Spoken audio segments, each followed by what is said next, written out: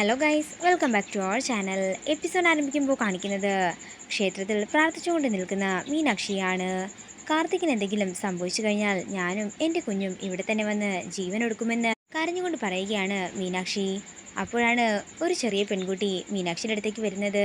ചേച്ചിയുടെ പ്രാർത്ഥന എന്താണെങ്കിലും ദേവി കേൾക്കാതിരിക്കില്ലെന്ന് ആ കുട്ടി പറയുമ്പോൾ മീനാക്ഷി സംശയത്തോടെ ആ കുട്ടിയെ നോക്കുന്നു. ചേച്ചി ദേവിയോട് പ്രാർത്ഥിച്ചതെല്ലാം ഞാൻ കേട്ടിരുന്നു. എന്താണെങ്കിലും ദേവി ചേച്ചിക്ക് അതിനൊരു പരിഹാരം കണ്ടെത്തി തന്നിരിക്കും. ദേ, അവിടെ ഒരു സിദ്ധൻ ഇരിക്കുന്നത് കണ്ടോ? ആ സിദ്ധൻ്റെ അടുത്ത് ചേച്ചിയുടെ എല്ലാ പ്രശ്നങ്ങൾക്കുമുള്ള പരിഹാരം ദേവിയെ തന്നെ കാണിച്ചു കൊടുത്തിട്ടുണ്ടാകും. ചേച്ചി എന്താണെങ്കിലും അങ്ങോട്ടേക്ക് ചെല്ലാനായി ആ പെൺകുട്ടി പറയുമ്പോൾ മീനാക്ഷി പറയുകയാണ്, അതിൻ്റെ ഒന്നും ഒരാവശ്യവുമില്ല.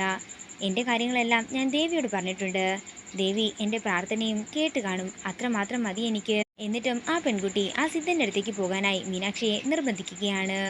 ചേച്ചിക്ക് മടിയാണെങ്കിൽ ഞാനും കൂടെ വരാമെന്ന് പറഞ്ഞ് മീനാക്ഷിയെ കൂട്ടിക്കൊണ്ട് സിദ്ധൻ്റെ അടുത്തേക്ക് ചെല്ലുകയാണ് ആ പെൺകുട്ടി. അങ്ങനെ സിദ്ധൻ്റെ അടുത്തേക്ക് എത്തുമ്പോൾ തന്നെ ആ പെൺകുട്ടി അവിടെ നിന്ന് അപ്രത്യക്ഷമാവുകയാണ്. മീനാക്ഷിയെ കാണുമ്പോൾ തന്നെ മീനാക്ഷിയെക്കുറിച്ചുള്ള എല്ലാ കാര്യങ്ങളും കൂടാതെ രാജലക്ഷ്മിയമ്മ വന്ന കണ്ട കാര്യങ്ങളും ഒക്കെ തന്നെ ഓർമ്മ വരികയാണ് തിരുമേനിക്ക്.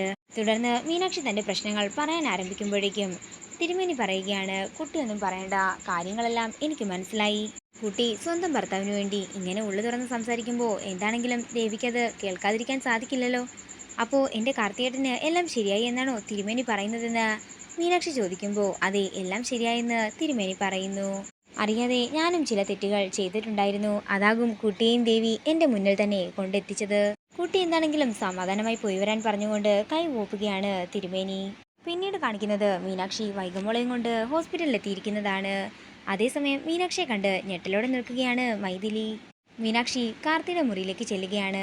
കാർത്തിയേട്ടനിപ്പോൾ എങ്ങനെയുണ്ടെന്ന് മീനാക്ഷി ചോദിക്കുമ്പോൾ നല്ല ഇമ്പ്രൂവ്മെന്റ് ഉണ്ടെന്നും ഇപ്പോൾ സംസാരിച്ചിട്ടുണ്ടായിരുന്നെന്നും ഡോക്ടർ പറയുന്നു. ഇത് കേൾക്കുന്ന മീനാക്ഷിക്ക് സന്തോഷമാവുകയാണ്.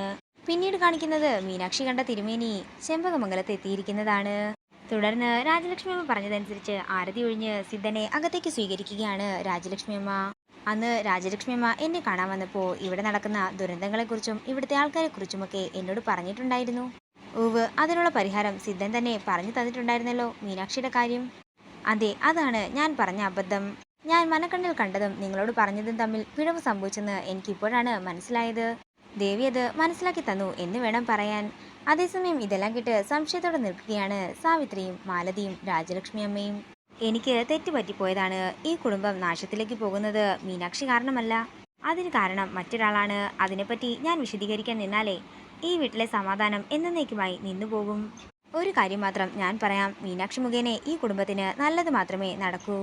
യഥാർത്ഥ ശത്രുവിനെ തിരിച്ചറിഞ്ഞുകൊണ്ട് ആ പെൺകുട്ടിയോട് ക്ഷമിക്കണമെന്നും തിരുമേനി പറയുമ്പോൾ രാജലക്ഷ്മിയമ്മ ചോദിക്കുകയാണ്, തിരുമേനി, ആ യഥാർത്ഥ ശത്രു ആരാണെന്ന് ഒന്ന് പറഞ്ഞാൽ? ഒന്ന് മാത്രം ഞാൻ പറയാം, ഇനിയും ഈ കുടുംബത്തിൽ ആപത്തുകൾ ഉണ്ടാവുക തന്നെ ചെയ്യും. ഇത് കേൾക്കുന്ന രാജലക്ഷ്മിയമ്മ ഞെട്ടലോടെ നിൽക്കുന്നത് കാണിച്ചുകൊണ്ട് ഇന്നത്തെ എപ്പിസോഡ് ഇവിടെ തീരുകയാണ്. വീഡിയോ ഇഷ്ടമായെങ്കിൽ മറക്കാതെ ലൈക്ക് ചെയ്യുക, ഷെയർ ചെയ്യുക, കമൻറ്റ് ചെയ്യുക. കൂടുതൽ സീരിയൽ അപ്ഡേറ്റ്സിനായി മറക്കാതെ സബ്സ്ക്രൈബ് ചെയ്യുക.